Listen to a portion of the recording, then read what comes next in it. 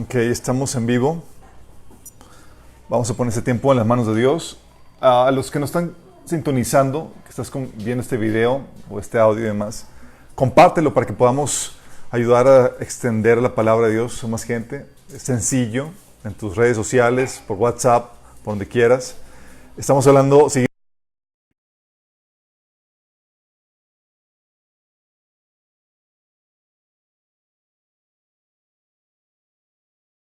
Vamos a comenzar con una oración. Amado Padre Celestial, te damos gracias, Señor, por la bendita oportunidad que nos das de reunirnos para alabarte y exaltarte, Señor. Gracias por tu presencia que se mueve con libertad en medio nuestro, Señor. Queremos pedirte ahora, Señor, que te muevas abriendo nuestro entendimiento, Señor, dándonos luz y revelación y entendimiento en cuanto a ese tema, Señor, que quieres enseñarnos. Que tu palabra se siembre en nuestros corazones y produzca el fruto que tú has deseado, Señor. Habla tras de mí, Señor, que tu poder y tu unción, Señor, fluye con libertad, Señor, tocando la vida de cada uno de nosotros, Padre. En el nombre de Jesús. Amén. Ok, tenemos... Vamos a ver. Ok, hemos estado hablando ya varias temáticas, eso es muy importante. Los que, si es la primera vez que sintonices nada más déjame platicarte, hemos estado estudiando qué dice la Biblia acerca del gobierno. Estamos viendo por qué la política y la religión son inseparables. Hemos platicado que la política se trata de, una de las funciones de la política es legislar lo bueno, lo malo y demás, y para eso requiere de la religión. ¿Se acuerdan? Habíamos comentado de una norma moral, la cual la obtiene de la religión. Vivimos en ese sentido como hay diferentes cosmovisiones que dan forma a diferentes religiones que dan forma a las diferentes cosmovisiones, y eso también arroja diferente concepción acerca de la autoridad, cómo se maneja la autoridad, cómo debe ser la autoridad del gobierno. Vimos como la definición que la Biblia da en cuanto a la autoridad que Dios le ha dado al gobierno, como es una institución que Dios le ha dado, que le da el poder de la espada y que tiene unas funciones limitadas para el servicio del ser humano. Habíamos platicamos el asunto de los derechos dados por Dios, los límites del poder legislativo, cuáles son las diferencias entre el poder, entre la forma de gobierno propuesta del Antiguo Testamento y la forma de gobierno del Nuevo Testamento, ¿se acuerdan? Y vimos cómo la vez pasada entendimos por qué el cristianismo es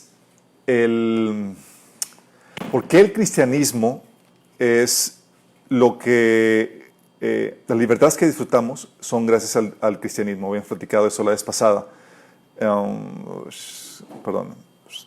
Sí, vimos que la libertad es el fruto del cristianismo y su talón de Aquiles. ¿Se acuerdan de eso? Sí. Habíamos concluido, de hecho, algo muy interesante. ¿Alguien se acuerda de lo que habíamos concluido? Sí, que esa misma libertad después se revierte en contra. Así es. Habíamos platicado que si la iglesia no hace su tarea evangelística y los cristianos no son sal, las voces anticristianas ganarán el discurso social y con ello el poder político para quitar las libertades que hoy disfrutamos. Qué fuerte, ¿no? O sea, la Biblia enseña la libertad de conciencia, de expresión y el cambio de opinión, no por imposición, sino por convicción. Por eso el cristianismo es el campeón en el debate e intercambio de ideas. Por eso en los países protestantes evangélicos la libertad floreció. No así con el ateísmo humanista que reprime cualquier forma de expresión religiosa, particularmente la cristiana. No así con el Islam que condena la muerte de cualquier infiel que no crea en Mahoma. No así con la Iglesia Católica que condena, que en el Concilio de Trento en el medievo condenó como malditos a los que enseñaran la salvación por fe, que enseña la Biblia, y persiguió a los que contradecían. Por eso, la libertad que ahora disfrutamos va a sucumbir juntamente con el cristianismo, chicos. Por eso tenemos que prepararnos para la dictadura totalitaria, que es lo que viene con el declive de la fe cristiana, al menos que hagamos algo al respecto. Con eso concluimos la vez pasada. Y hoy vamos a hablar de un tema igual de importante, que es el asunto de cómo afecta la naturaleza pecaminosa en asuntos de gobierno.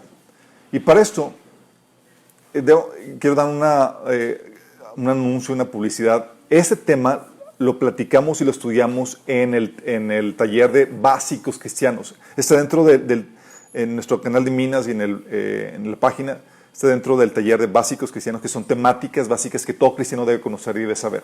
Ahí vimos y abundamos en el tema de la naturaleza pecaminosa, pero por causa de la temática, quiero reforzar eso, porque me he estado dando cuenta que en las temáticas o en las pláticas que he tenido con cristianos, pláticas y también discusiones que he tenido en Facebook. Ya saben que pues casi no se me da eso de la discusión.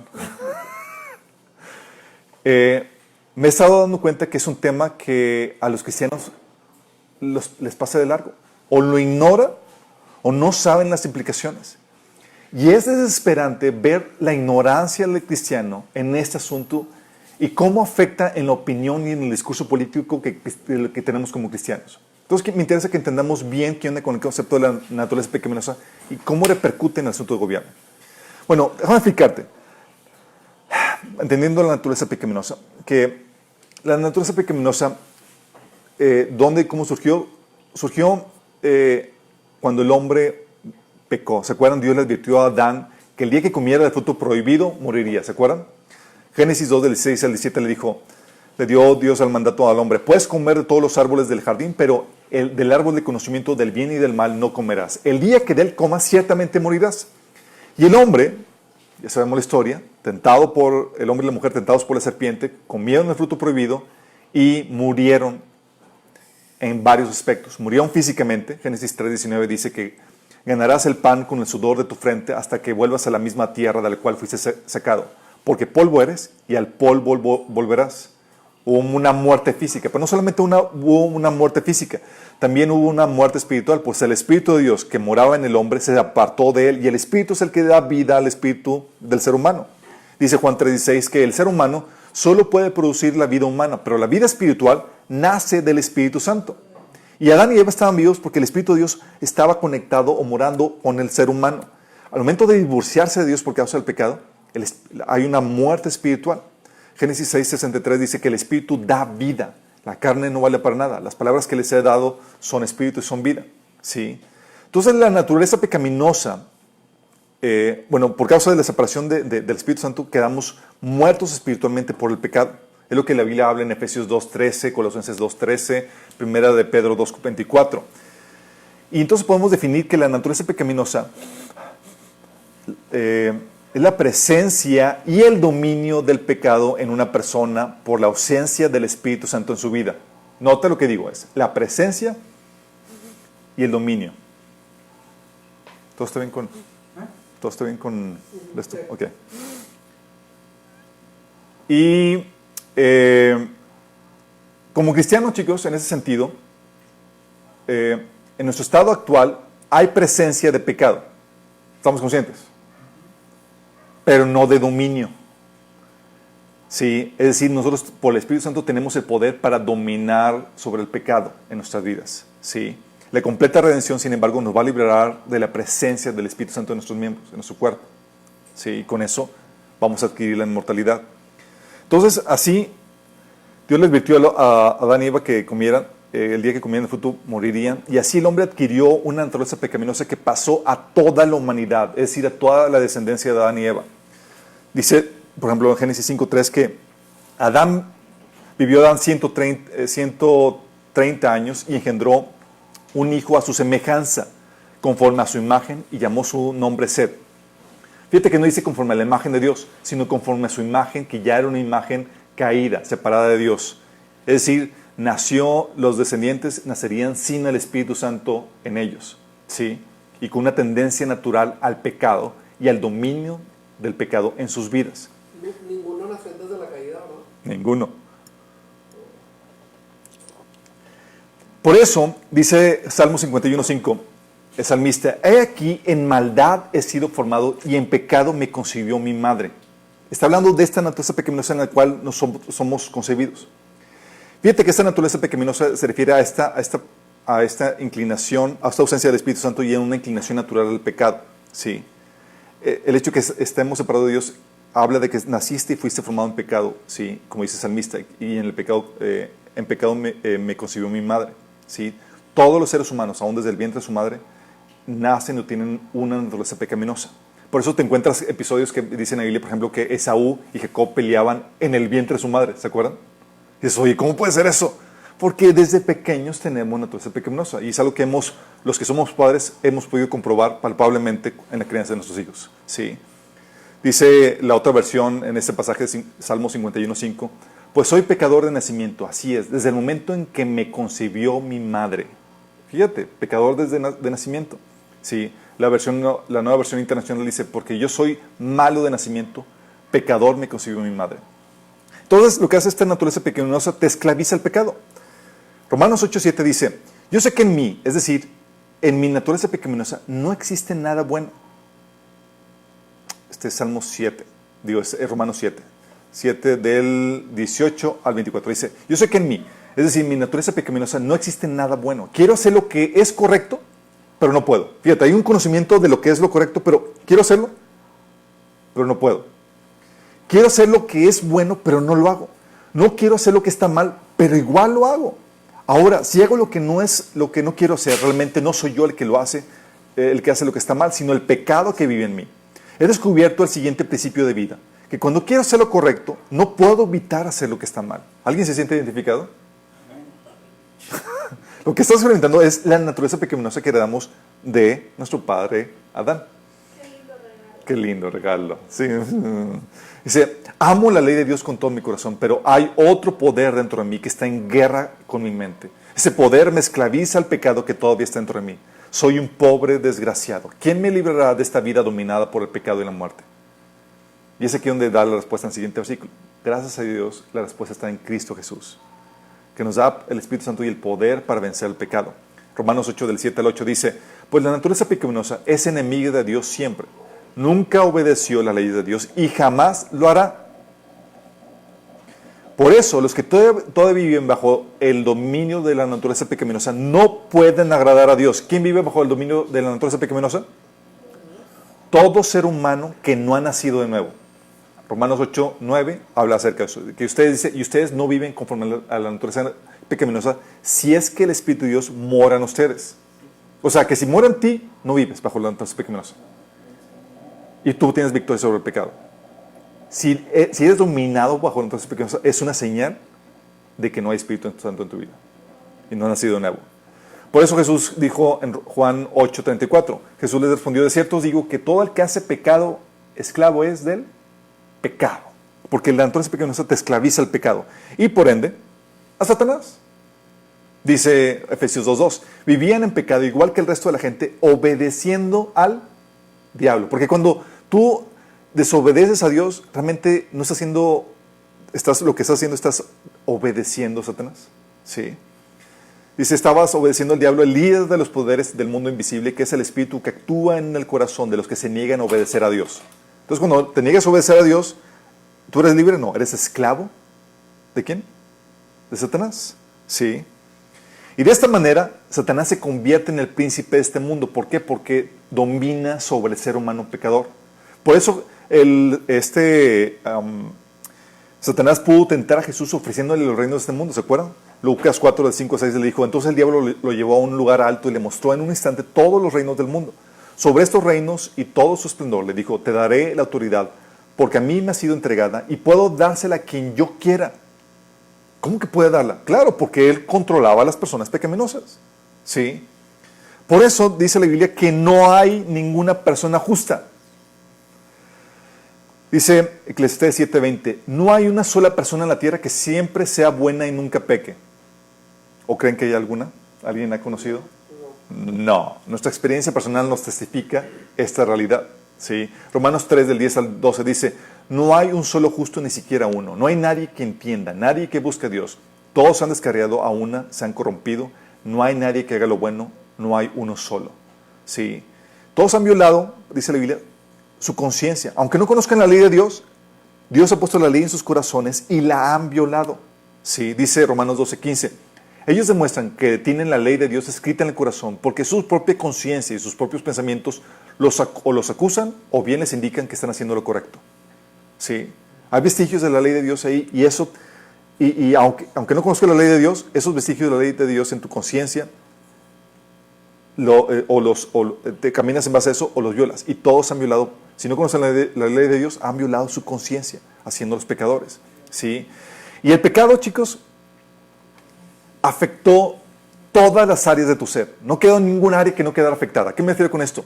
Afectó tus emociones, volviéndote egoísta. Sí, Jeremías 2, 17, 9 dice, engañoso es el corazón más que todas las cosas y perverso. ¿Quién lo conocerá? Afectó tus emociones. Afectó tu mente. ¿sí? De pensar razonablemente te hizo un necio. Dice Efesios 4, del 17 al 18, con la autoridad del Señor les digo lo siguiente, ya no vivan como los que no conocen a Dios, porque ellos están irremediablemente confundidos.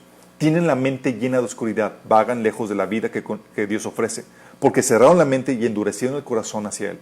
Fíjate cómo afecta las emociones y la mente. Lo mismo lo reitera Romanos 1 del 21 al 22 y Romanos 1, 28, que por haber negado a Dios, sí, Dios los entregó a la depravación de su mente. Sí. Es lo que ocasiona el pecado. Entonces afecta la mente y también afecta la voluntad, esclavizándole al pecado, como lo hemos visto. Dice Romanos 7, del 22 al 23, amo la ley de Dios con todo mi corazón, pero hay otro poder dentro de mí que está en guerra con mi mente. Ese poder me esclaviza al pecado que todavía está dentro de mí. O sea, controla tu voluntad. Y también afectó tu conciencia. ¿Cómo afecta tu conciencia? La cauteriza, la calla, la hace insensible a la voluntad de Dios. Dice Tito del 1 al 15, todas las cosas son puras para los puros, mas para los corrompidos e incrédulos nada les es puro, pues hasta su mente y su conciencia están corrompidas. ¿Sí? Otro pasaje de Timoteo dice, tales enseñanzas provienen de embusteros hipócritas que tienen la conciencia encallecida, o la otra versión dice cauterizada. ¿Qué se refiere a esto? Que ya la conciencia no les funciona bien, ya no les habla, porque la han acallado. ¿Sí? Todas esas consecuencias del pecado. En pocas palabras, la Biblia dice que afectó todo tu ser. Es lo que se conoce como la total depravación del hombre. No significa que está totalmente depravado, significa que todo su ser ha sido afectado por el pecado. ¿Sí? Afectó su espíritu, alma y cuerpo. Por eso Pablo tuvo que decir en 1 de Tesalonicenses 5:23, y el mismo Dios os santifique por completo y todo vuestro ser, espíritu, alma y cuerpo, sea guardado irreprensiblemente para la venida de nuestro Señor Jesucristo.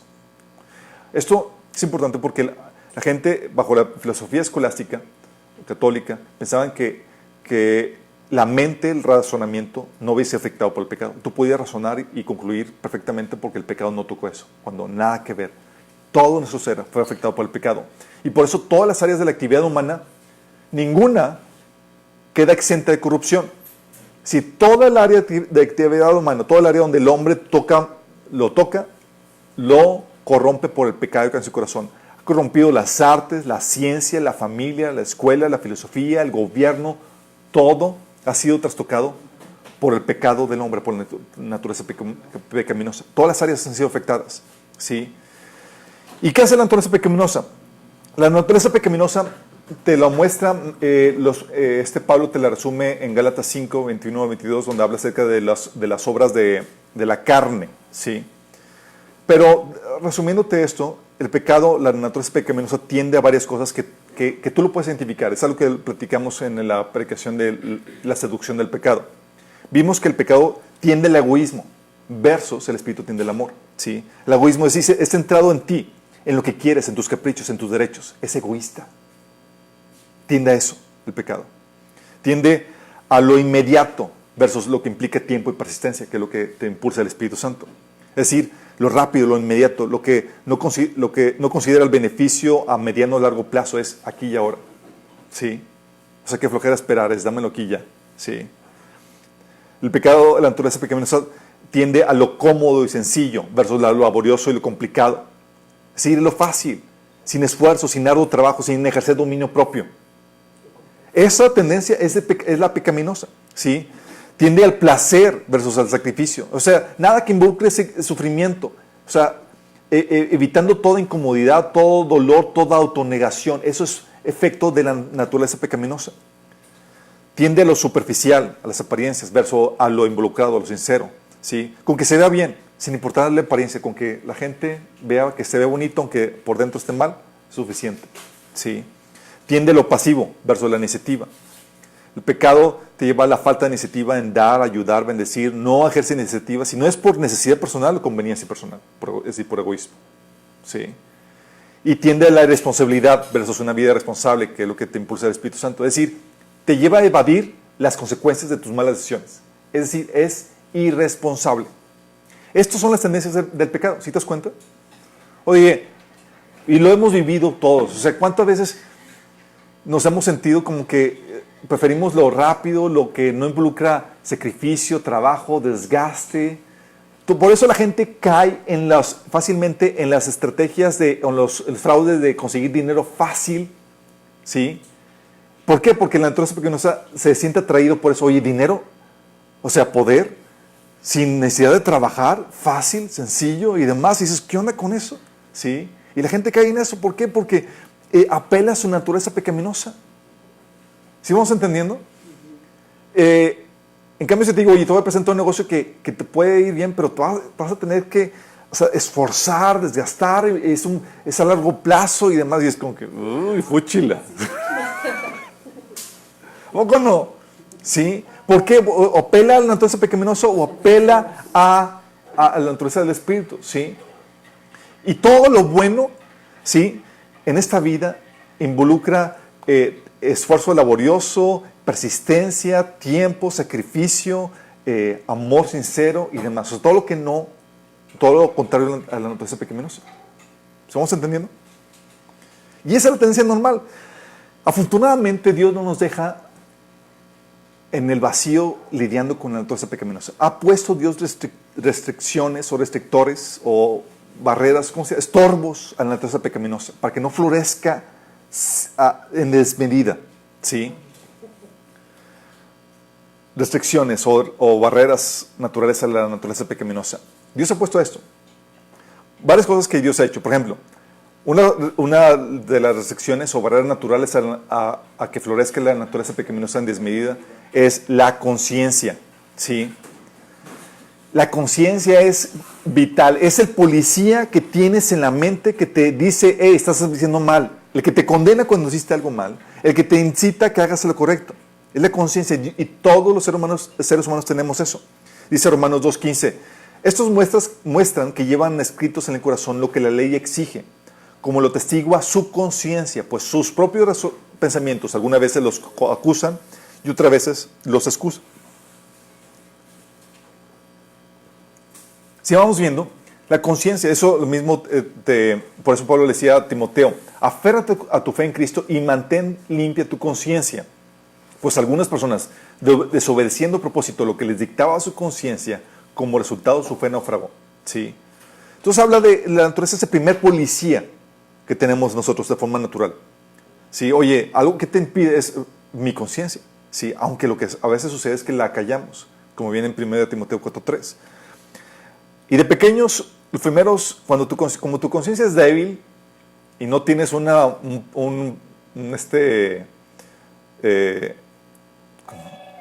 no tienes, ¿cómo se llaman? Para detectar el norte, ¿cómo se llama? No tienes una brújula, un compás para discernir lo bueno y lo malo con claridad. Es ahí donde entran en acción los padres, con su experiencia, con su conocimiento. Es algo que vimos, ¿se acuerdan? En Padres Sabios, Hijos Grandiosos. Hablamos de que los hijos nacen en total ignorancia y en total rebeldía. Entonces tienes que tú domesticarlos. Sí, como papá.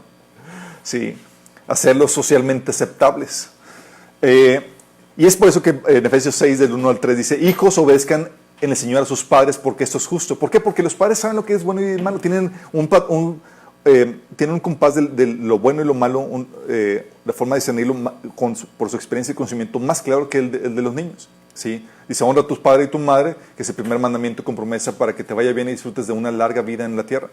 Entonces aquí te da esa restricción moral desde pequeño, que es en la casa de tus padres, estás bajo la tutela de tus papás y ellos van a controlar tu vida hasta que tú adquieras la capacidad para discernir por ti mismo entre lo bueno y lo malo.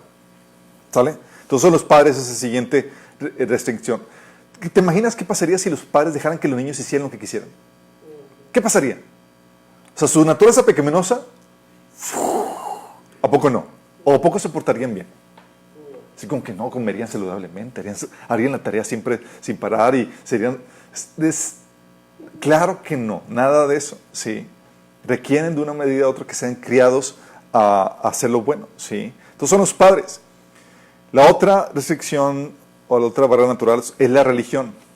Aquí no estoy hablando del cristianismo, estoy hablando de la religión en general, que enseñan toda religión, la católica, la judía, etcétera, enseñan principios o el deber moral, ¿sí?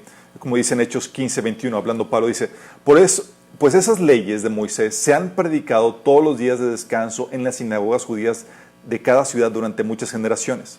Eran judíos, que te enseñaban la ley de Moisés.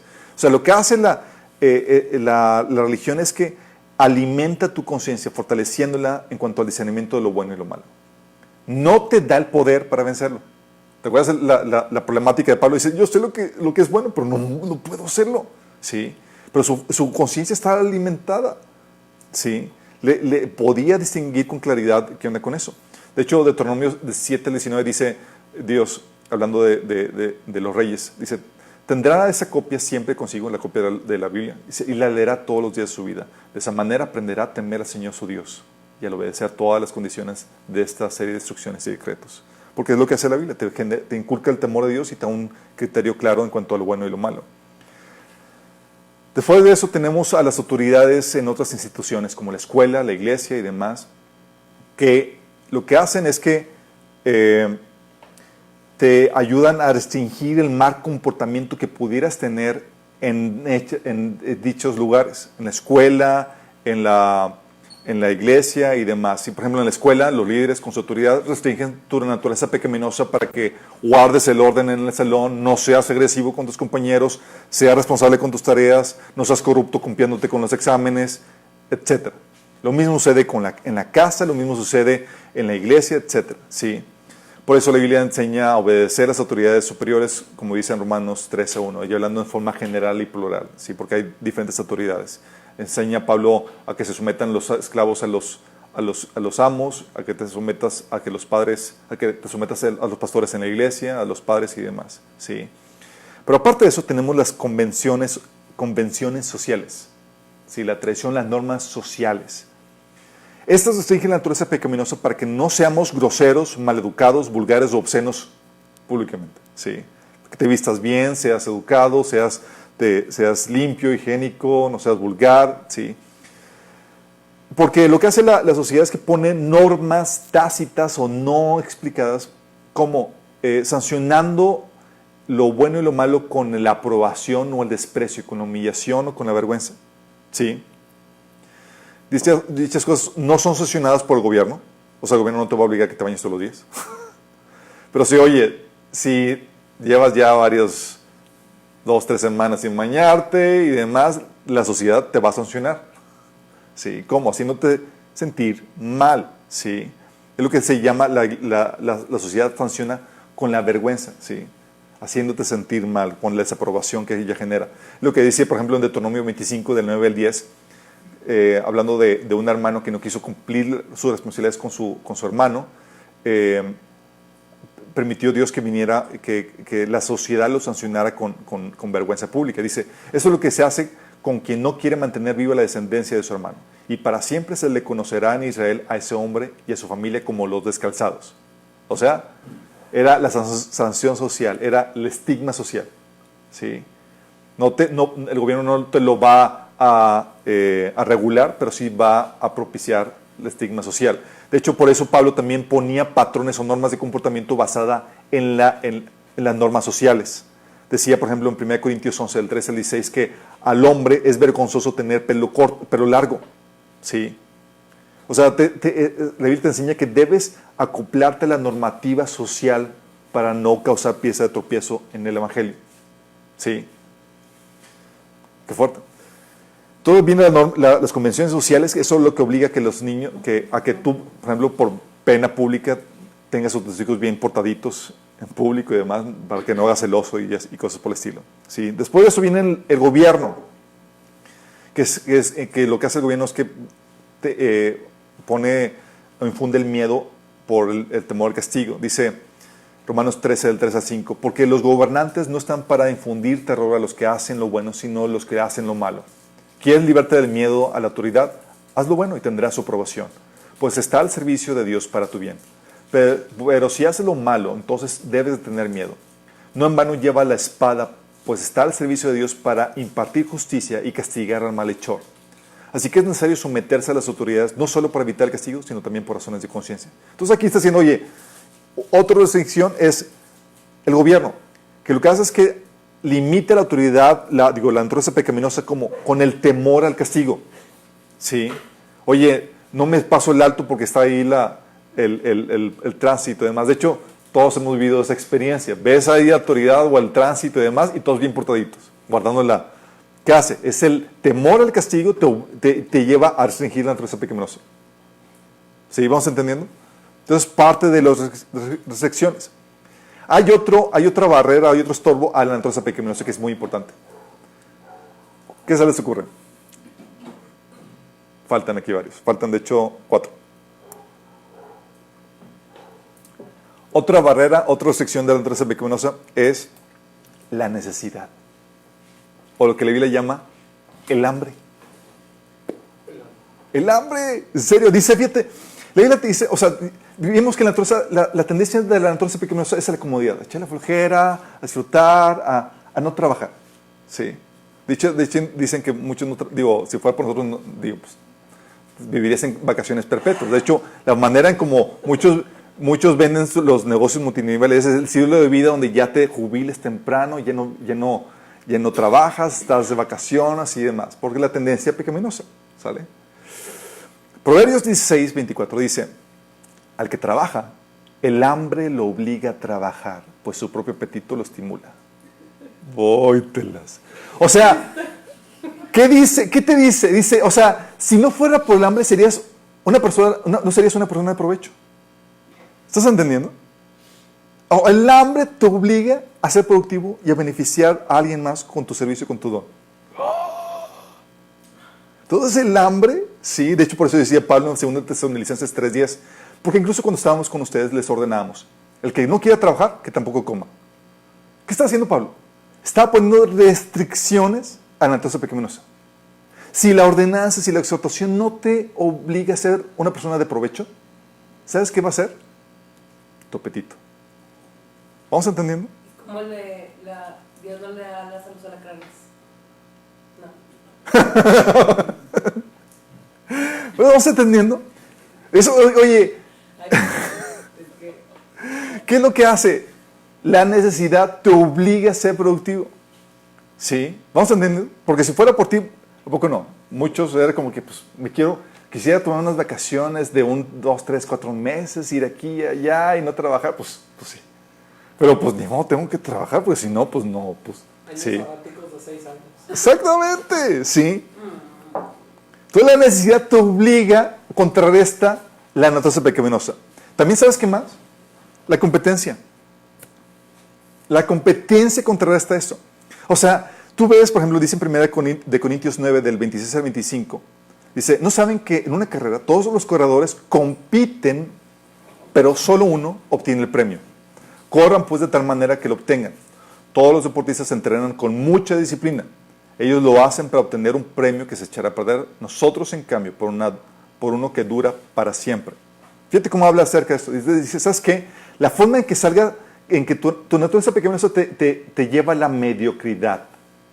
¿Va? Bueno, algo que contrarresta esa tendencia a la mediocridad, a la ineficiencia, es la competencia. Por eso se entrena y se autodisciplina y te esfuerzas para ganar el premio. Fíjate, la competencia es uno de los estorbos a la naturaleza pecaminosa. El otro es la lealtad y el afecto natural. ¿Sí? Dice la Biblia que en los últimos tiempos no tendrían amor natural. Hay un amor natural que todos los seres humanos, vestigio de la imagen de Dios en nosotros, tenemos, que es el amor hoy por nuestros hijos, por nuestros padres, por nuestra familia. ¿Sí? De hecho, Isaías 49:5 dice, 49:15 dice Dios, ¿puede una madre olvidar a su niño de pecho? ¿Puede no sentir amor o compasión por el niño que le dio a luz? O sea, la respuesta es, pues no, Dios sería muy antinatural. ¿Sí? Ese es el afecto natural. Pero Dios dice, pero aun si eso fuera posible, porque sabía que sí era posible, yo no los olvidaría a ustedes. Ese es el afecto natural. O sea, muchos padres, o sea, es por eso, aunque ya los tienen sus hijos, los tienen bomba, es el afecto natural que lo siguen manteniendo sus hijos. Sí, de que, oye, bueno, pues, por ese afecto natural, sí. O, por ejemplo, dice Mateo 7, del 9 al 11, ¿quién de ustedes, si su hijo le pide pan, le da una piedra? O si le pide un pescado, le da una serpiente. Pues si ustedes, aun siendo malos, saben dar cosas buenas a sus hijos, cuanto más su Padre que está en el cielo dará cosas buenas a los que le pidan. está apelando al afecto natural, que restringe la naturaleza pecaminosa. ¿Sí? Si no fuera por ese efecto natural, muchos ya hubieran abandonado a sus hijos o ya hubieran hecho cosas terribles. ¿Sí? Y está sucediendo. ¿Sí? Y el otro sector, o estorbo a la naturaleza pecaminosa, es el Evangelio de Cristo. El Evangelio de Cristo que te hace nacer de nuevo para recibir el Espíritu Santo. Con el Espíritu Santo, el nacer de nuevo a la familia de Dios, que implica el nacer de nuevo a la familia de Cristo y comenzar el camino cristiano.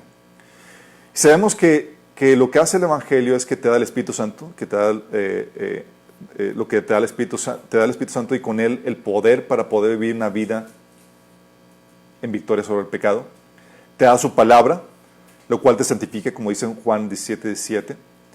Y nuestra comunión con él que nos permite avanzar en sus propósitos y vencer lo malo. Como dice Juan 15:5, que apartados de mí, nada pueden hacer. ¿Sí? Entonces, el nacer de nuevo te da acceso a su palabra, al Espíritu Santo y a una comunión con él que te permite vencer el pecado. Y aún así, todos hemos experimentado esto, no se da sin una lucha constante. ¿Estamos conscientes de eso? Es como que, oye, sí, es una lucha constante donde implica renovación de tu mente, morir a ti mismo. Dice Romanos 8, del 12 al 13. Por tanto, hermanos, tenemos una obligación, pero no es la de vivir conforme a la naturaleza pecaminosa. Porque si ustedes viven conforme a ella, morirán. Pero si por medio del Espíritu dan muerte a los malos hábitos del cuerpo, vivirán. ¿Sí? ¿Y qué sucede? Que es un proceso, que implica mucha lucha. ¿Sí? Dice la Biblia en Gálatas 5 que los deseos del Espíritu se contraponen a los de la carne y los de las carnes al Espíritu. Y estamos ahí con la lucha interna. ¿Sí? Aquí en Corintios 3:3, hablando de esa lucha interna que tienen todos, hay grados de crecimiento, madurez, donde se identifican por qué tanto estás siendo dominado por la naturaleza pecaminosa. Dice, por ejemplo, Pablo en Corintios 3:3, 1 Corintios 3:3. Dice, aún son inmaduros. Mientras haya en ustedes celos y contiendas, ¿no serán inmaduros? ¿Acaso no demuestran que los controla su naturaleza pecaminosa? ¿No viven como la gente del mundo? ¿Por qué? Porque a mayor grado de madurez, a mayor grado de crecimiento en la palabra, en tu comunión con el Señor, en renovar tu mente, en el ejercicio de los frutos del Espíritu Santo, vas siendo independiente o vas alcanzando una mayor libertad del pecado que todavía domina aún al cristiano. ¿Se acuerdan de eso? Eso lo vimos abundantemente en los temas básicos del cristianismo, en cómo tu lucha contra el pecado. ¿Sí? Y sin embargo, ¿sabes qué propone el humanismo? El humanismo propone eliminar todas estas restricciones. Todas. El humanismo propone que acalles tu conciencia, pues esta límite restringe tu potencial y también te enseña que nada es tu culpa, que todo es culpa de los demás. Sí. Eres víctima. Sí. Pero eso es una tontería. Eso es lo que enseñan. Si, Sí. no, si nada es tu culpa y es culpa de los demás, entonces alguien se vino equivocando. Por eso quieren cambiar, como es culpa de los demás, por eso quieren cambiar a los demás, el gobierno, estructuras sociales y demás, y es lo que están queriendo lograr. Por eso también quita el poder y la autoridad a los padres, al punto de que ahora ellos tienen miedo de disciplinar a sus hijos porque pueden ser demandados. Por eso también quiere erradicar la religión acusándola del opio o la droga de la gente, de los pueblos, porque la mantiene el pueblo en el oscurantismo, impidiéndole progresar. También por eso resta la autoridad a las instituciones en donde ahora no puedes despedir o negar el servicio a un miembro o a un cliente, sino que tienes que hacer lo que ellos demandan o ser sancionado por el gobierno. Sí. También por eso quita las convenciones sociales al forzar como aceptable lo vergonzoso, lo vulgar y lo pervertido. ¿Sí saben a qué me refiero? A buen entendedor, pocas palabras. También por eso le quita el poder, también por eso quitan el poder al gobierno al refrenarlo para que actúe con fuerza contra el crimen organizado. ¿Han escuchado la frase abrazos no balazos? También por eso quitan a la gente la necesidad de trabajar dándoles una renta universal. ¿Hay necesidad? No. Entonces, con eso todas... Sí. También por eso promueven el quitarle la ambición personal al querer forzar un comunismo poniendo un tope a lo que puedes alcanzar. También por eso quieren cortar con toda la lealtad y afecto natural de los padres hacia los padres o hacia los hijos o incluso hacia la nación. Es lo que hacía, por ejemplo, el fascismo. Te quitaba los hijos para ellos criarlos y generar una lealtad al partido más que a los padres. Sí.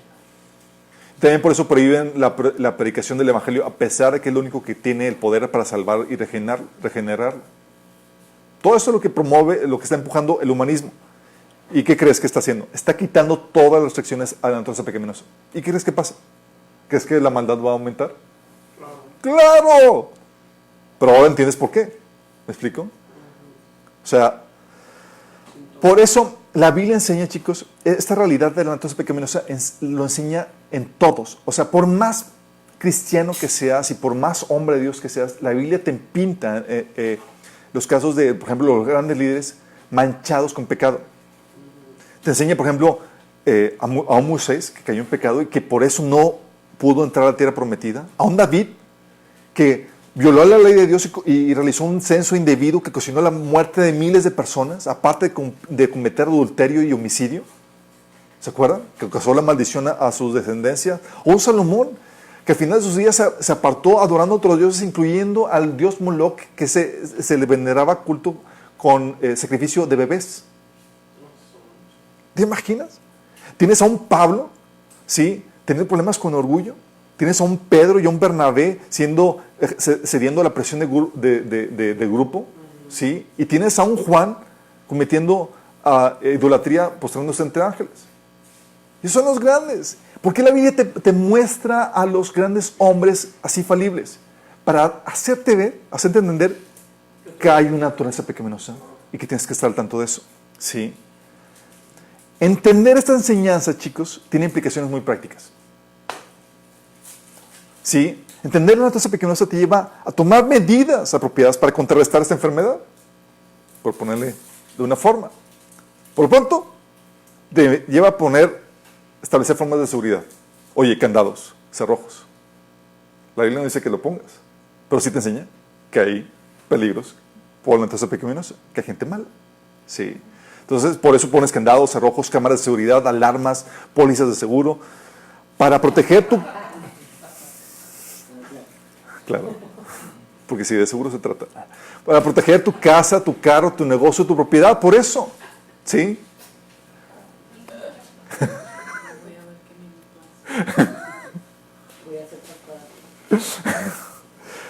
También por eso establecemos mecanismos de supervisión, ¿un poco no, chicos?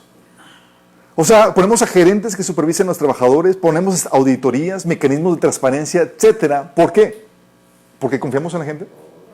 ¿Por qué crees? O sea, que se gasta un chorro. Por la desconfianza, porque sabemos que hay una naturaleza pecaminosa. ¿Sí?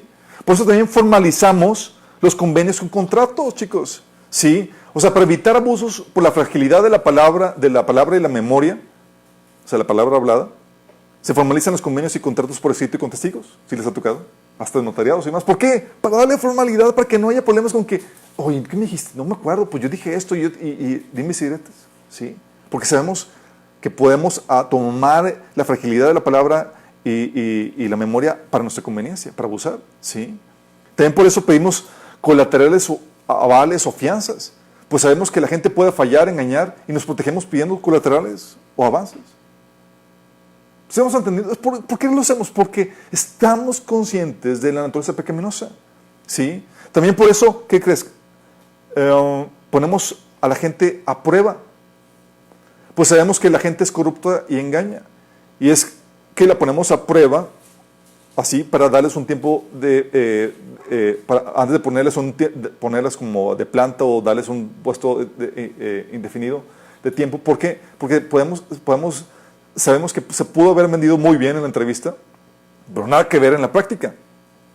Sí, de hecho, lo que decía Pablo en 1 Timoteo 3:10 a los diáconos es: primero ponlos a prueba. Y era cristiano, chicos. Y luego ya si pasaron a prueba, que ejerzan, ya darles la planta. ¿Sí? Por eso. ¿Sí? También por eso prohibimos los monopolios. Puesto que la naturaleza pecaminosa te lleva al descuido, a la ineficiencia, a la flojera, al abuso, o sea, al egoísmo. Es que se prohíben los monopolios, ¿estás consciente de eso?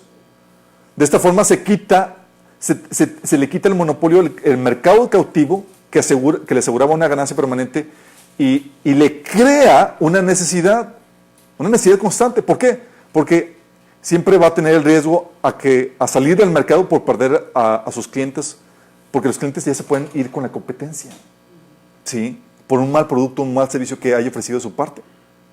¿Y qué lo obliga? A mejorar, a ser eficiente, a ser atento y demás. ¿Sí vamos entendiendo? Eso contrarresta la naturaleza pecaminosa, ¿sí? También por eso, chicos, no aspiramos ni apoyamos utopías. ¿Ustedes saben qué es utopías? El ideal, así el reino aquí en la tierra, antes de que venga Cristo. No lo apoyamos, ¿sí? Y ni lo tragamos. Sabemos que por la naturaleza pecaminosa no podemos librarnos por completo de la corrupción, sino que siempre tendremos que batallar con ese problema en lo individual, en lo institucional y en lo social. A lo más que podremos aspirar es a disminuir la corrupción, pero no a eliminarla por completo, sino hasta que venga el reino de Dios que va a suceder en la segunda venida. ¿Sí? Por eso Jesús, consciente de esta problemática, dijo, siempre tendrán entre ustedes, ¿qué? Pobres. Señor, pero ¿por qué dice eso? Cancelo esa palabra.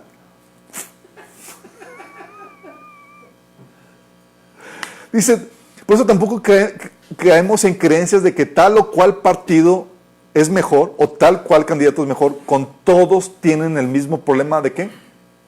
De corrupción en el corazón. Sí.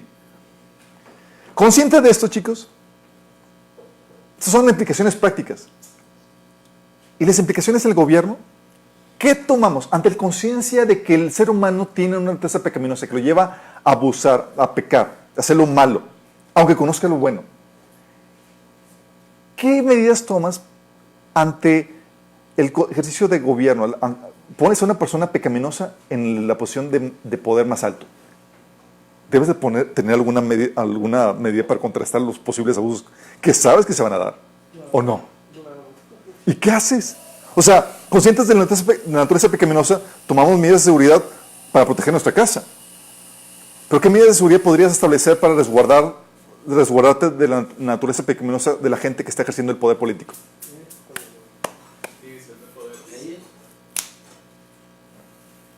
Uno, no centralizar el poder en una sola persona. Sí. Antes de esto, déjame recordarte los riesgos. Acuérdate del gobierno. Implica riesgos porque es una institución monopólica. No fíjate eso, monopólica. ¿Qué hace esto? Lo que hace es que al no tener competencia tiende a la ineficiencia y a la corrupción fácilmente. ¿O no? ¿Sí o no? Porque estás consciente de la naturaleza pecaminosa. Sí. O sea, es una institución también con el poder de las armas. No se imagínate. Poder de las armas en personas pecaminosas. Oh my goodness. O sea, el cual podría usarse para reprimir a la población, abusar del poder o perpetuarse en él. Y dices, nunca ha sucedido. Tenemos ejemplos para aventar arriba. Es una institución con el poder para establecer leyes y ordenar su cumplimiento y que podría establecer leyes represivas o que violan los derechos. ¿O no? O sea, es una institución que tiene el poder del juicio, que podría usarlo para despojar al indefenso, condenar al inocente y favorecer al fuerte y el mal. ¿O no? O es una institución que ostenta de gran poder económico por su imposición obligatoria de impuestos. Así tiene sus clientes cautivos, chicos. ¿Sí? O sea, ¿eso atrae o no a la corrupción? O sea, ¿cuántas personas avaras con una ambición de poder y con malas intenciones no atrae la institución de gobierno? Y dices, no hay que protegernos del gobierno, chicos.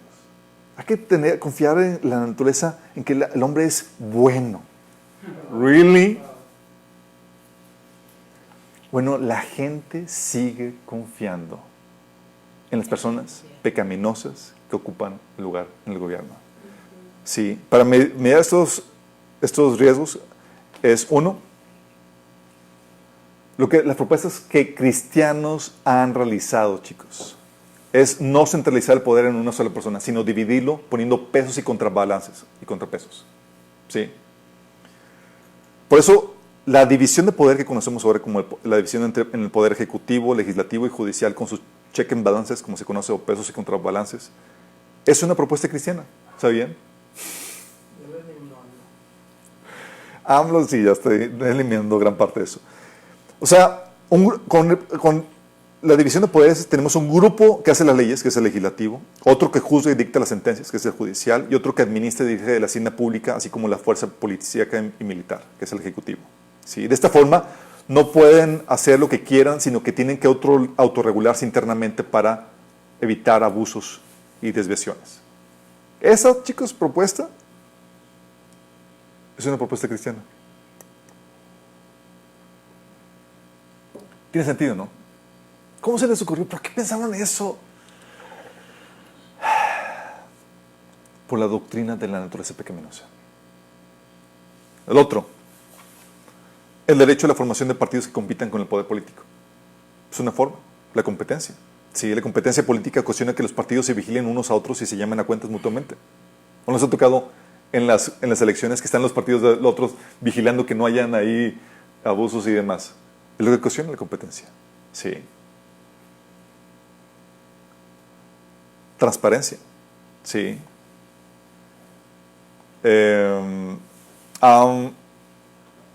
Aquí me salté uno. Es también periodos de gobierno limitados con reelección limitada. Así aseguramos que si hay un mal gobierno, este llegue a su fin y se escoja a uno mejor. Sí, oye, imagínate que no hubiera, que los periodos de gobierno fueran ilimitados en la torre. O sea, aquí hay que hasta que se muera el tipo. Y si viene familia longeva, ya nos amolamos todos. Sí. Y la reelección limitada también. Sí. El otro punto es la transparencia. Que se exponga el uso de dinero, compras, licitaciones públicas, así como las actividades que hace el gobierno, que estén transparentadas. Esto te obliga a que, como una de las cosas que contrarresta la naturaleza pecaminosa es la vergüenza, el hecho que sea público te obliga a que te portes bien porque te están vigilando. Sí. También, ¿qué crees? El derecho a portar armas. De hecho, portar armas, chicos, lo que hace es que esto obliga al gobierno a no propiciar el descontento social porque correría el riesgo de que los civiles se organicen y con sus armas destronen el gobierno. O sea, es nada que no vaya a propiciar. Sí, por eso los gobiernos represivos, ¿sabes qué hacen eventualmente? Preparándose para la represión de lo que viene, empiezan a confiscar las armas. Sí.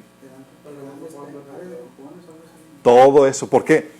Pero lo que no entiende la gente, la población, que ante el primer riesgo por el cual uno porta armas, el primer riesgo que uno quiere evitar al portar armas, no es contra el prójimo, es contra el gobierno. Porque es la institución que tiene un historial más sanguinario, más sangriento y más de abusos que cualquier otro. Sí. De hecho, en una cita polémica que algunos atribuyen a Thomas Jefferson, resume esta idea. Dice, cuando los gobiernos temen al gobierno hay libertad. Cuando la gente le teme al gobierno hay tiranía. La razón más poderosa para que la gente conserve el derecho a mantener y portar armas es, como último recurso, protegerse contra la tiranía del gobierno. ¿Sí? Pero aquí nos han educado muy bien en México para no tener armas. Qué heavy, ¿no? Esto, además de las otras medidas que también hemos hablado para resguardar el abuso de poder, los hemos platicado la vez pasada, que es un gobierno constitucional. Es decir, hay derechos que tiene que defender el gobierno y no puede legislar en contra de ellos. La otra es un gobierno donde nadie esté por encima de la ley. Los gobernantes están para guardar la ley, no para realizar sus caprichos personales, y ellos también deben ser juzgados por la misma ley. ¿Sí? Y lo que habíamos comentado de un gobierno de funciones limitadas. O sea, no le delegas más funciones más allá de las establecidas por Dios, pues sabemos que como es una institución monopólica, tenderá a la ineficiencia y a la corrupción, pues no tiene competencia. ¿Vamos? Esas son medidas y propuestas, chicos, que los cristianos podemos presumir que son de nuestra iniciativa. ¿Por qué? Porque conocemos la realidad de la naturaleza pecaminosa. ¿Vamos? Y sin embargo, hay alguien que dice, ¡hey! Yo conozco gente que es muy buena. ¿Sí nos ha tocado? Y dices, oye, es gente tan buena que nada más le falta ser cristiano. ¿Sí les ha tocado o no?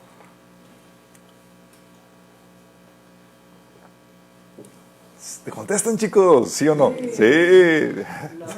No. No, déjame aclararte esto, chicos. Son engañosos. La gente es buena o somos buenos sin Cristo,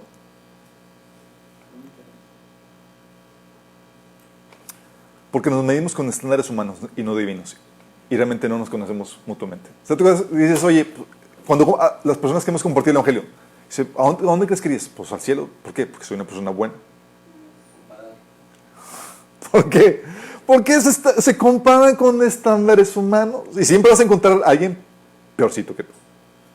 ¿Sí? O cuando lo conoces y él no. Exactamente. ¿Sí? Y también porque no nos conocemos realmente. O sea, una de las primeras razones por las que creemos que somos buenos es porque nos comparamos con otras personas peores que nosotros y no con el estándar de Dios. De esta forma, nuestro corazón nos engaña en darnos una concepción de nosotros mismos más alta de lo que realmente es. Fíjate en la expresión de Dios, en Jeremías 17:9. Dice, el corazón humano es lo más engañoso que hay, extremadamente perverso. ¿Quién realmente sabe qué tan malo es? Te está diciendo Dios, o sea, ve el corazón del hombre y la expresión que sale del corazón de Dios es esta. Y tú, Señor, pero yo soy bueno. Por eso Pablo en 1 Corintios 4 decía que ni siquiera él confiaba en eso. Él decía, yo tengo la conciencia tranquila, pero ni aún eso le justifica. Porque sabe que su corazón no podía engañar. ¿Sí? A veces somos tan inocentes como Pedro, que aseguraba que no negaría a Jesús y quería hasta la muerte por él. ¿Se acuerdan? En Mateo 16, del 33 al 35. No, Señor, yo voy a dar, porque creía que tenía la capacidad moral para hacerlo. ¿Sí? ¿Y a las cuántas horas lo negó 3 veces? Mateo 26, 75. Pero Jesús se lo advirtió de antemano. ¿Por qué? Porque conocía la debilidad humana. Y al igual que Pedro, Él sabe nuestro corazón y nos advierte de nuestra debilidad. ¿No estás entendiendo? Todo es porque no nos medimos con estándares humanos y no nos conocemos realmente. La otra también, somos buenos porque, no por convicción, sino por temor al castigo o la vergüenza. Si no hubiera restricciones, chicos, ¿qué no serías capaz de hacer?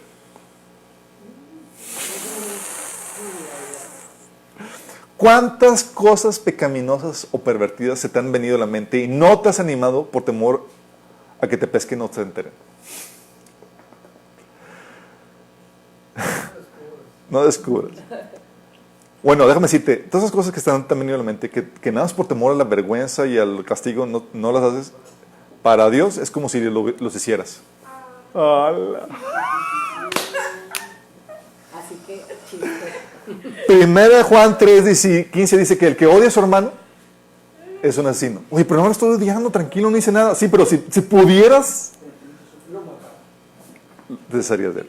Dice aún, si codicia a una mujer sexualmente, ya eres un adulto. ¿Por qué? Porque eres un adulto en potencia. Lo único que te restringe es el temor al castigo y la vergüenza. ¿Sí? Es decir, Conocí a un señor que iba a los penales a evangelizar y decía, si la única diferencia entre los que están encerrados y nosotros es que a nosotros no nos han agarrado. ¿sí? O cuántas cosas malas no hace la gente, pero la mantiene en secreto o en oculto sin que nadie se dé cuenta. ¿Cuántas cosas, chicos? ¿Sí? Todos somos caso de eso. ¿Sí? Es porque es difícil, por eso es difícil medir el pecado, pues mucho sucede en el corazón o a escondidas. Y la gente no ve eso, pero ve una apariencia buena y piadosa. ¿Sí? Por otra parte, la razón por la que no haces lo malo, si es el temor al castigo o la vergüenza, significa que si no hubiera esos estorbos, harías lo indebido, pues no es por convicción, es por imposición. ¿Estás entendiendo? Todo eso es bueno no por convicción, sino por temor al castigo o la vergüenza. Para Dios eso no es bueno. También, en apariencia, eres bueno no por amor, sino por egoísmo. Es decir, por tu vanagloria, por tu avaricia o conveniencia o necesidad personal. La ayuda lo hacemos para sentirnos bien con nosotros mismos, más que por ayudar al prójimo. Sí. Para aplacar nuestro sentimiento de culpa o condenación por no ayudar. O sea, realmente no es por amor al prójimo. Sí. O cuántas cosas realmente las hacemos altruistamente sin esperar nada a cambio, con el solo motivo de beneficiar al prójimo. Realmente somos movidos por el deseo de ser amados, aceptados, seguros, valorados y con propósito para suplir nuestras necesidades emocionales. Somos egoístas. por naturaleza. ¿Sí? También somos buenos en apariencia, no en esencia. Es decir, mostramos a la gente la mejor cara y ocultamos nuestros errores y pecados. Pero la tendencia que tenemos es hacer las cosas bien, solo lo necesario para guardar las apariencias y mantener la buena opinión de la gente. La política, de hecho, se ha convertido en el arte de la hipocresía, es decir, en guardar las apariencias en público. ¿Sí? Tienes el caso, por ejemplo, puse ahí el link de Natividad Pará, ¿se acuerdan del gobernador de Nuevo León? Una familiar ahí en Reporte Índigo comentaba de cómo él y sus otros colegas que hacían corrupción y demás presumían de cómo actuaban y hasta lloraban y se indignaban en público para poder vender la fachada. O sea, era pura actuación. ¿Sí? Y así es, ese juego de eso. También somos buenos no por voluntad propia, sino por falta de poder, chicos. Hay muchas cosas malas que no hacemos, no por falta de voluntad, sino porque nos falta poder, chicos. Porque no tenemos los recursos, ¿sí? Simplemente no tenemos el con qué, ¿sí? Hay muchas veces que nos gustaría mandar a golpear a alguien, enfermar a alguien, conseguir el amor de alguien, o eliminar o humillar a tus enemigos, entre muchas otras cosas, pero no lo haces, ¿sí? No lo haces, ¿por qué? Porque no tienes el poder. No tienes los desconocidos, correcto, ¿sí? ¿Sí?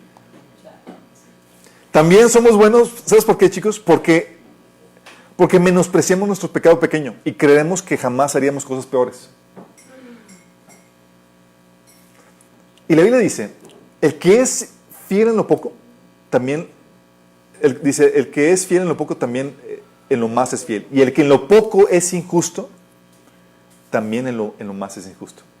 O sea, si tú eres fiel en lo justo, quedas para Dios descartado de las cosas mayores. Hay un artículo que me encontré en Facebook, se lo leo, dice: cuando usted tiene la oportunidad de robar 30 centavos sacando fotocopias personales en la fotocopiadora del trabajo, usted no pierde la oportunidad. Cuando usted tiene la oportunidad de robar 15 pesos llevando para casa el bolígrafo del trabajo o del compañero, usted no pierde esa oportunidad. Cuando usted tiene la oportunidad de robar 100 pesos a la cajera que le dio un cambio de más, usted no pierde la oportunidad. Cuando usted tiene la oportunidad de robar 150 pesos de un artista comprando un CD o DVD pirata, usted no pierde esa oportunidad. Cuando usted tiene la oportunidad de robar 3,000 pesos comprando una antena desbloqueada que toma la señal de todos los canales de pago, usted no pierde esa oportunidad. Cuando usted tiene la oportunidad de robar 10,000 pesos de Microsoft al descargar un Windows craqueado en un sistema ilegal, usted no pierde la oportunidad. Cuando usted tiene la oportunidad de robar 20,000 pesos escondiendo un defecto de su auto al venderlo, engañando al comprador, usted no pierde la oportunidad. Y usted no pierde ninguna oportunidad. Devuelve la billetera, pero toma el dinero. Evade impuestos, da una dirección falsa para adquirir beneficios que no tiene derecho, etcétera, etcétera. Bueno, si usted trabaja en el gobierno y cae en sus manos la oportunidad de robar 1,000 millones de pesos, es seguro que, como usted no pierde la oportunidad, iría a aprovechar más esta oportunidad. Todo recae en nuestro acceso y oportunidad. Dice, el pueblo mexicano necesita entender que el problema de México no es solo la media docena de políticos en el poder allá encima, porque ellos son apenas un reflejo de los casi 20 millones de oportunistas de aquí abajo.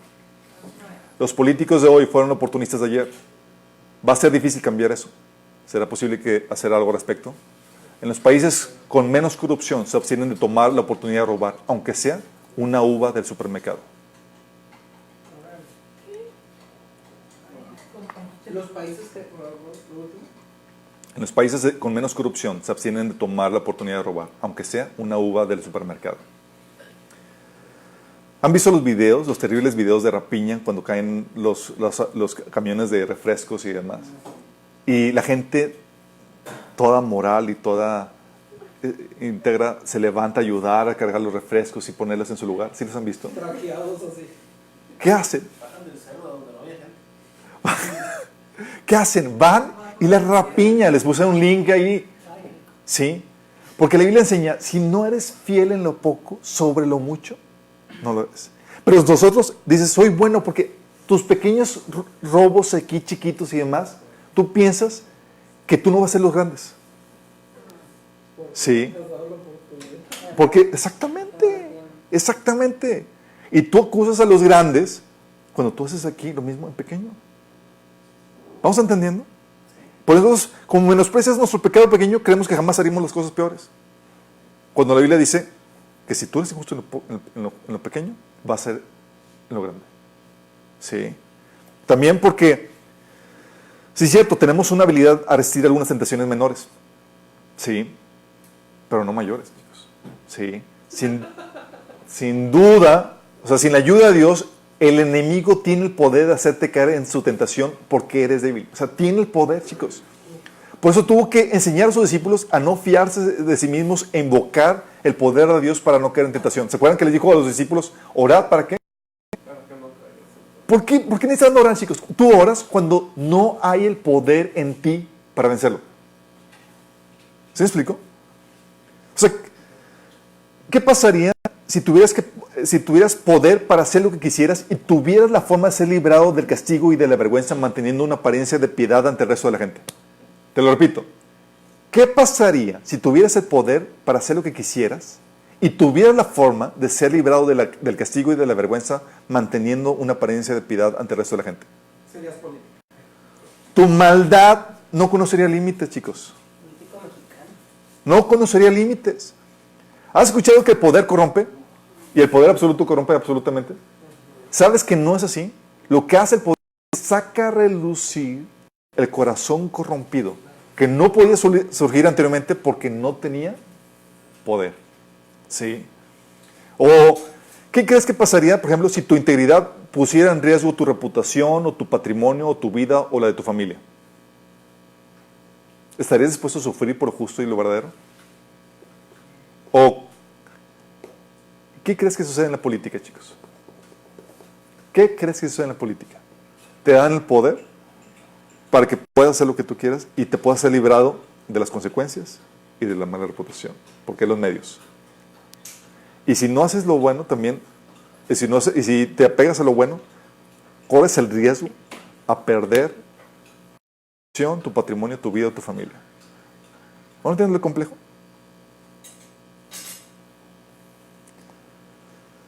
Si nada más piensen en eso, chicos. Si nosotros con todos los recursos que Dios nos ofrece, a duras penas podemos librar nuestra lucha contra el pecado, ¿qué será del inconverso? ¿Qué será del inconverso? Pedro decía, si el justo a duras penas se salva, ¿qué será del impío y del pecador? Por eso, chicos, me asombra la inocencia y la crueldad de muchos cristianos que piensan que una persona pecadora, no nacida de nuevo, y aun si fuera nacida de nuevo, ¿sí? Sin la madurez, sin el carácter forjado, para tener un grado que sabes que ya esa persona tiene la madurez al punto de que gran parte de su vida no es dominada por el pecado. Pero aún si fuera así, o sea, que tiene la inocencia para creer que una persona, un no nacido de nuevo, puede traer genuinos cambios en el gobierno. ¿Tú crees que eso es posible? La postura humanista, chicos, enseña lo contrario. Te enseña que somos por naturaleza buenos. Mientras que la cosmovisión cristiana nos enseña que necesitamos a alguien que nos salve de nosotros mismos, de nuestra naturaleza pecaminosa, como decía Pablo, soy un pobre desgraciado. ¿Quién me librará de esta vida dominada por el pecado y la muerte? Gracias a Dios, la respuesta está en Cristo Jesús, nuestro Señor. Eso es lo que enseña la perspectiva cristiana. La cosmovisión humanista te enseña todo lo contrario. ¿Te acuerdan la perspectiva humanista? ¿Te recuerdas la cosmovisión? La cosmovisión humanista te dice que no existe Dios y el mundo material es todo lo que hay. El universo y la vida y los seres humanos son producto del proceso ciego y fuerzas naturales actuando de forma aleatoria pero evolutiva. El ideal para el humanista es la expresión de la personalidad y voluntad humana en libertad. Y la problemática que ellos encuentran son los límites que ponen traba a esa libre expresión de la personalidad y voluntad humana. De esta cosmovisión, la derivación lógica de esto, chicos, de esta cosmovisión se desprende que toda ley o norma moral surge de la libre expresión de la personalidad humana. ¿O no? Porque pues no existe Dios, entonces ¿dónde surge la ley moral? Pues se le ocurrió a otro ser humano, a algún ser humano, a varios seres humanos, por eso las diferentes normas morales, ¿sí? Y como tienen Y como tienen la misma fuente, así no hay una más válida que otra. Todas son correctas, porque todas tienen la misma fuente. ¿Qué te hace a ti más valioso, más importante o más legítimo que otra persona? Sí, todas surgen todas son correctas. Y como todo lo que surja de la libre expresión del ser humano es bueno por naturaleza,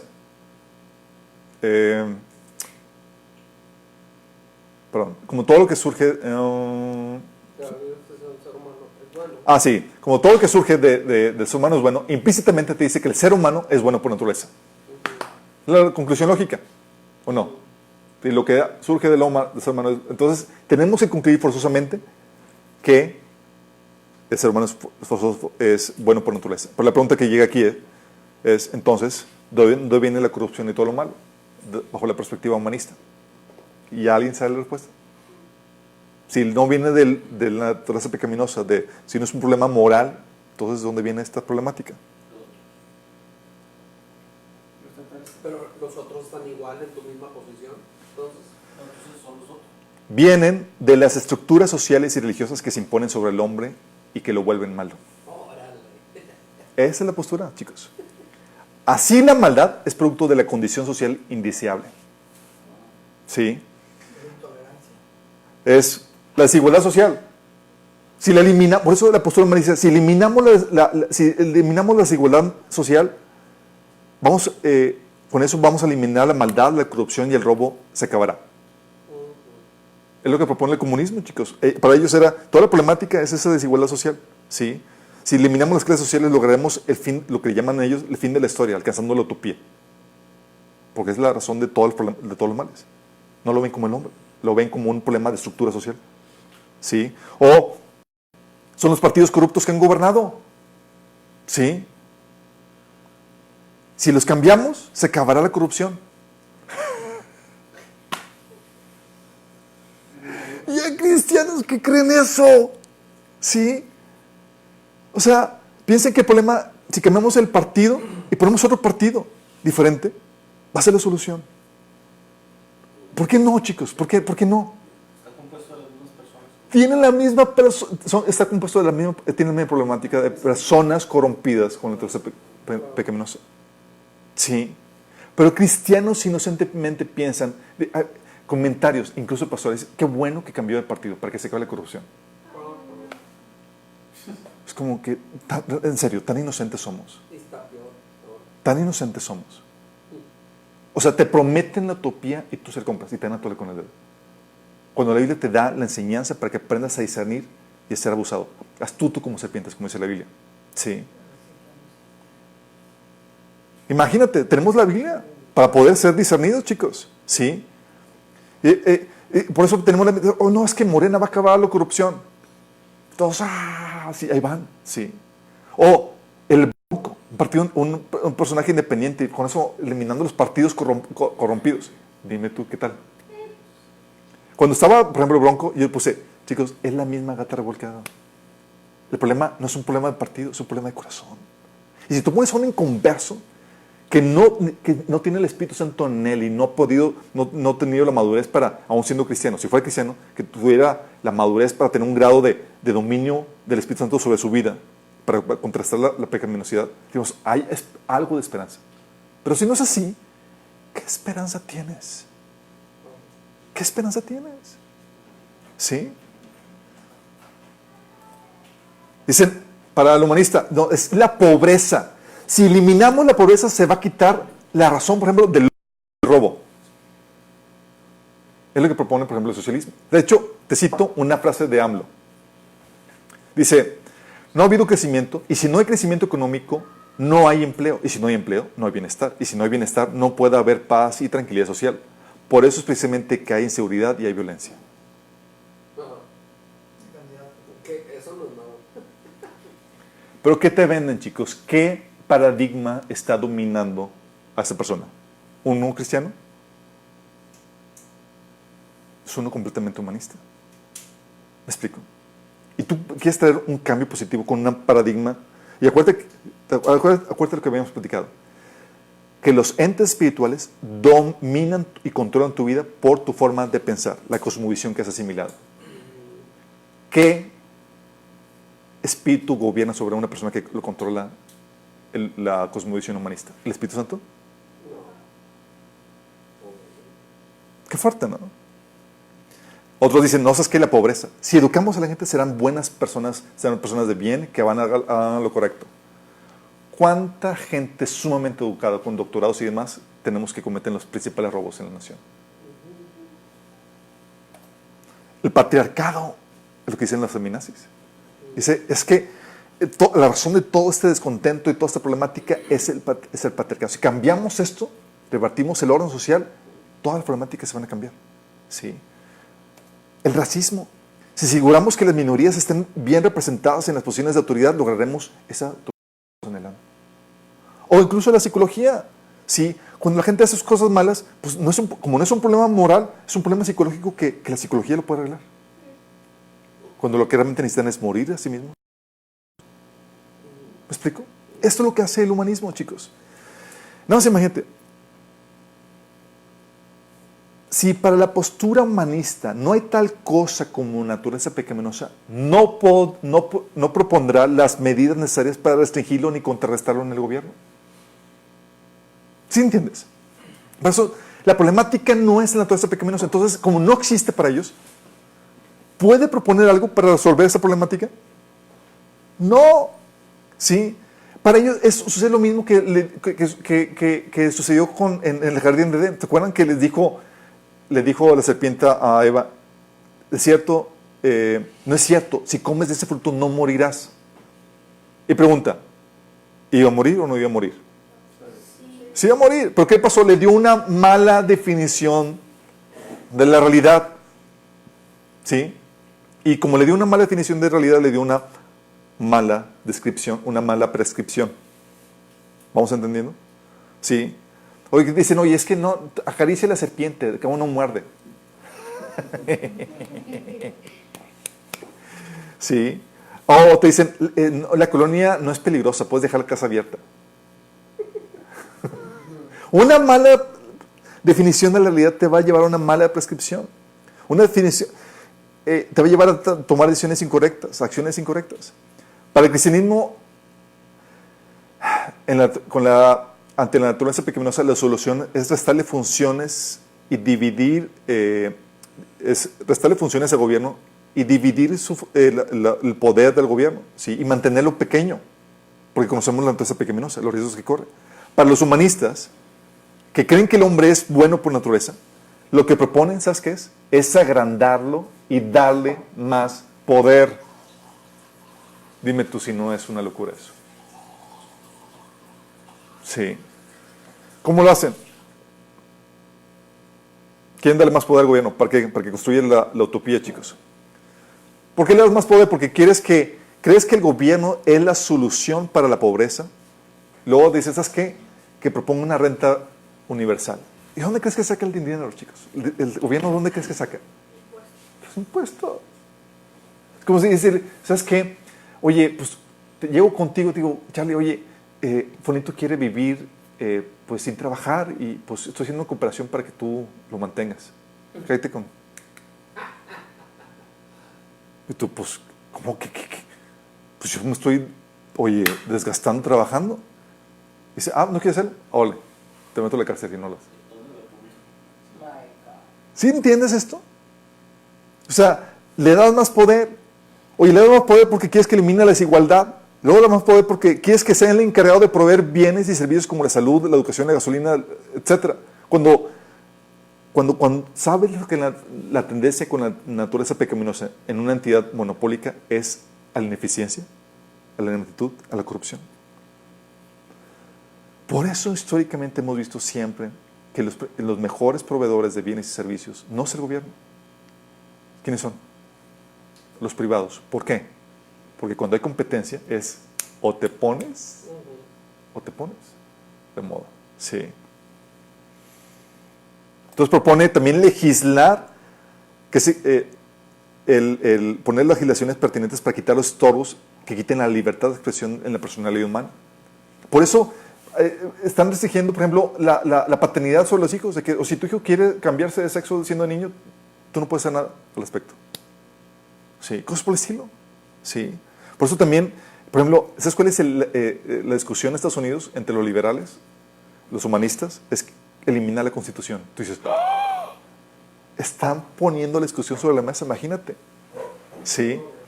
O incluso, como está sucediendo en México, centrar el poder en una sola persona o en un solo grupo. Sí. O restablecer la reelección permanente. O prohibir la aportación de armas. ¿Por qué crees que hay de eso? Sí. Los esclavos no tienen armas.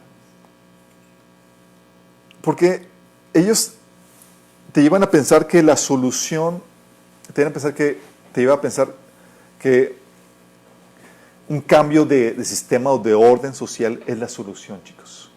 Y el gobierno es el indicado para llevarlo a cabo. Como escribe el filósofo político Glenn Tinder, si uno reconoce que no hay maldades grandes ni inconquistables en la naturaleza humana, parece posible crear el cielo aquí en la tierra. ¿Qué crees que sucedió, chicos? Quiero leerles. Hay un libro que tenemos publicado en nuestra página que se llama Y ahora cómo viviremos, de Charles Colson. ¿Y ahora qué? Y ahora cómo publicado en la página de Mina, o sea, quieren bajarlo. Ya salió lamentablemente en México, en la audiencia latina casi no tuvo auge, pero es un muy buen libro que te explica esto a mayor profundidad. Y en la página, en la versión en español, en la página 159, habla acerca de esto. Porque uno de los principales proponentes de esta bondad humana fue Rousseau, ¿sí? Jacques Rousseau, ¿cómo se pronuncia? Rousseau, gracias, Rousseau. Es lo que dice, lo leo tantito, dice, ¿qué sucedió con el pecado? Es una buena pregunta. Para develar el misterio debemos remontarnos a mediados del siglo XVIII y recordar los escritos influyentes de un filósofo nacido en Suiza llamado Jean-Jacques Rousseau. Las ideas persuasivas por lo general se lanzan en escritos de una persona que capta lo que es convertido en una moda poderosa y le da expresión. En pocas palabras, o sea, las entes espirituales, chicos, las ideas que están fluyendo por la cosmovisión, alguien las capta y las estructura en palabras. ¿Sí? Y como es algo que ya es una cosmovisión que está dominando, alguien le dio estructura en palabras, algo que ya todos creían. ¿Sí? Y es aceptado. Sí, ese fue el caso de Rousseau. Irrumpió en la escena intelectual europea adquiriendo notoriedad instantánea con un ensayo que presentaba una tesis sorprendente, que el progreso de la civilización no había sido beneficioso, sino dañino para los seres humanos. Rousseau contendía que en su estado natural la naturaleza humana es buena y que las personas se vuelven malvadas solo cuando las corrompe la sociedad. Desde la época de Aristóteles, la mayoría de los filósofos habían enseñado que los seres humanos son naturalmente sociables y que cumplían con su verdadera naturaleza al participar de las instituciones de la civilización, la familia, la iglesia, el Estado, la sociedad. Pero Rousseau dio vuelta a la noción tan establecida. Él insistió que la naturaleza humana está en su clímax antes de las instituciones sociales y al margen de ellas, que la gente por naturaleza es amante y virtuosa y altruista, y que la sociedad con sus reglas y convenciones artificiales lo que hace a la gente envidiosa, hipócrita y competitiva. La noción de Rousseau de que la civilización es artificial tal vez resulte menos sorprendente cuando consideramos que la sociedad en que vivía era artificial. Imagina usted a la aristocracia del siglo XVIII. Las mujeres se ocultaban bajo pelucas empolvadas, un maquillaje pastoso, mucha diferencia, y vestidos decorados con joyas y cintas. Los hombres se pavoneaban con empolvadas pelucas largas. ¿Imaginas los hombres con pelucas? No, muy diferente hoy en día. Pelucas largas y rizadas, chaleco de seda, ornados puños, pantalones de satén a la rodilla, polainas bordadas, zapatos de tacón alto con gran hebilla. Rousseau huyó de esta sociedad empolvada y ilustrada, acusándola de ser totalmente falsa, y se retiró a pequeñas casas en la campiña donde pudiera estar cerca de la naturaleza. Vestía ropas desprolijas y raídas, pero también se deleitaba asombrando a la gente cuando usaba estrafalarios vestidos y largos catfanes. Se rehusaba a reglas de urbanidad, o a formas sociales, y en su lugar cultivaba un estilo de conducta instantáneamente emocional y espontáneo. Besaba a sus amigos en forma sentosa y a menudo los abrazaba. Disfrutaba cuando representaba el papel de un tonto vulgar y sin tacto. La vestimenta extraña y las maneras groseras de Rousseau eran una expresión deliberada de su filosofía. Si la naturaleza humana esencialmente es buena, si una sociedad falsa e hipócrita es la que crea la maldad y la corrupción, hay que arrojar a un lado las restricciones de la civilización y explorar el yo natural y espontáneo, el verdadero yo que está debajo de las formas sociales. Hay que librarlo de las presiones ridículas para conformarse a la sociedad. ¿Te das cuenta la sutil engaño? Estas mismas ideas aparecen en los escritos formales de Rousseau sobre la filosofía.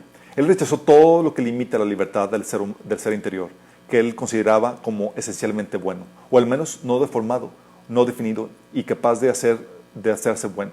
Los individuos deben ser libres para poderse crear a sí mismos de acuerdo a su propia elección, libres para descubrir su propia identidad, libres para seguir su propio camino. Por usar las palabras del aviso comercial de Saab mencionado en el capítulo 4. La obra más influyente de Rousseau, el contrato social, comienza con las famosas frases: el hombre nace libre y en todas partes está en cadenas. Él hizo un llamado a los reformadores para que libren a la gente de las cadenas de instituciones, reglas, cumbres y tradiciones. Fíjate, ¿el llamado qué? A que la gente sea libre de las reglas, costumbres y tradiciones. ¿Y qué es lo que distingue la naturaleza pecaminosa? Precisamente eso.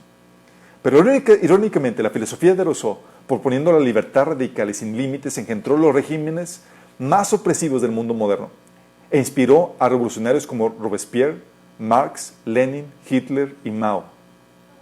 Se sabe que hasta Pol Pot y su grupo terrorista educados en París estudiaron a Rousseau mientras sus partidarios asesinos a un cuarto de la población de Camboya.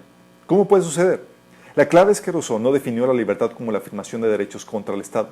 La libertad significaba la liberación de las formas e instituciones de la sociedad, la familia, iglesia, clase y comunidad local. En realidad, el Estado sería el libertador. Al destruir todos los vínculos sociales, el Estado liberaría al individuo de la lealtad a todo lo que no fuera el mismo individuo.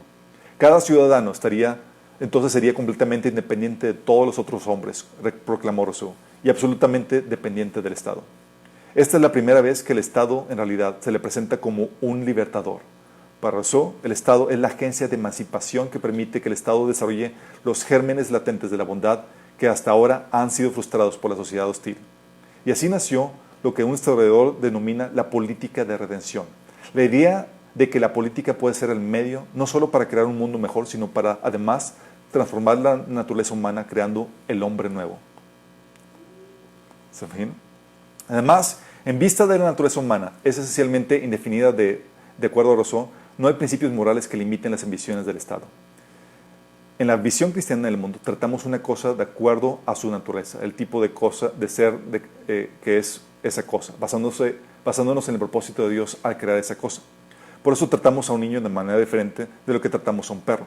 Pero si no hay algo llamado naturaleza humana, no hay justificación para decir que debemos tratar a las personas de una manera y no de otra.